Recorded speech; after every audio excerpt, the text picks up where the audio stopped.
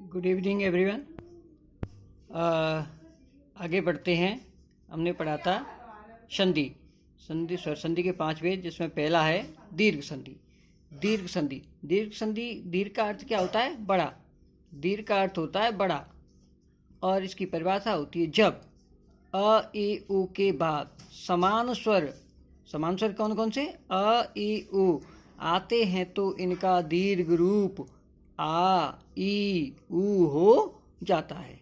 एक बार पुनः देखेंगे कि जब अ ई उ के बाद समान स्वर अ ई उ आते हैं तो इनका दीर्घ रूप आ ई उ हो जाता है।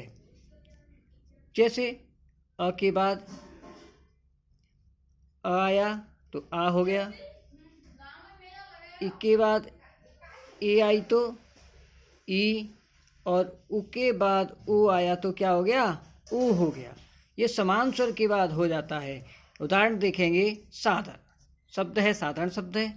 अब हमें यहाँ ये देखना है कि कहाँ इसमें बड़े आ की, बड़ी ई की, बड़े उ की मात्रा है। जहाँ भी मात्रा होती है वहीं से हम इसका संधि विच्छेद करते हैं। तो यहाँ सा में मात्रा है आ की, तो हम क्या करेंगे? स धन आदर। तो स में क्या है? अ की ध्वनि है। धन क्या है? आ है। ये दोनों ही मिलकर के क्या हो गए? सा हो गया। स अ और अ मिलकर क्या हो गया? आ हो गया। उसी तरीके से एक और उदाहरण है प्रतीक्षालय। तो इसका संधि विच्छेद क्या होगा? प्रतीक्षा धन आलय। क्षमा में क्या है? आ है, और यहाँ भी आ है। हम चाहें तो प्रतीक्षा का भी संधि विच्छेद कर सकते हैं, प्रति धन इच्छा। तो यहाँ भी क्या है? इसमें भी संधि हो रही है, यहाँ भी संधि है। तो छोटी ई है, ये बड़ी ई है, दोनों ही मिलकर क्या हो गई? बड़ी ई हो गई। और क्षमा में क्या है? आ है, और ये भी आ है, तो दोनों मिलकर के आ हो गए।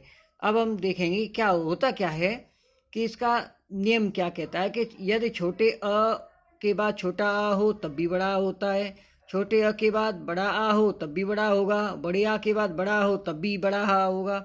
उसी तरीके से ई का नियम होता है, कोई सी भी ई हो और उसके बाद समान स्वर हो तो बड़ी ई हो जाएगी। उसी तरीके से होता है ऊ के लिए।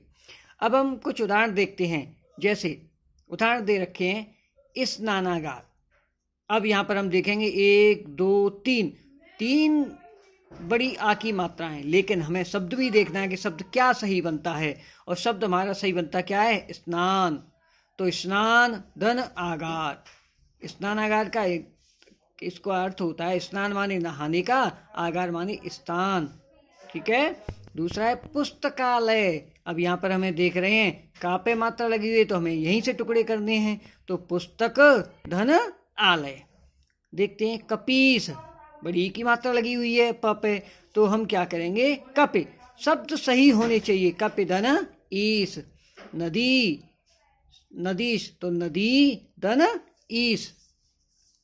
आगे चलते हैं हम वारिस, तो वार धन ईस। मुनीस, मुनि धन ईस। भानुदय,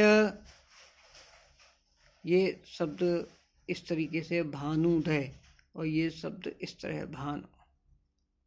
तो भानुदय, तो भानु धन उदय। कटुक्ति, तो कटु धन उक्ति। यहाँ छोटा ऊ है, यहाँ है, तो क्या हो गया? देखो यहाँ पर है छोटे ऊ के बाद छोटा ऊ हो तो बड़ा ऊ हो जाता है। अब देखेंगे आपका गृह कार्य क्या है? गृह कार्य आपका देहांत, धर्मात्मा, रेखांश, हरीश, रजनीश, सिंधूर्मी, भूष्मा, भूर्जा शब्दों का संधि विच्छेद करना है आपको। एक बार मैं आपको पुनः बता दूं, ये कक्षा 6 का एक टॉपिक है संधि, जिसमें आज हमने स्वर संधि के एक भेद दीर्घ संधि के बारे में पढ़ा है। इससे संबंधित कोई भी परेशानी हो तो आप मुझे मैसेज करके पूछ सकते हैं। धन्यवाद।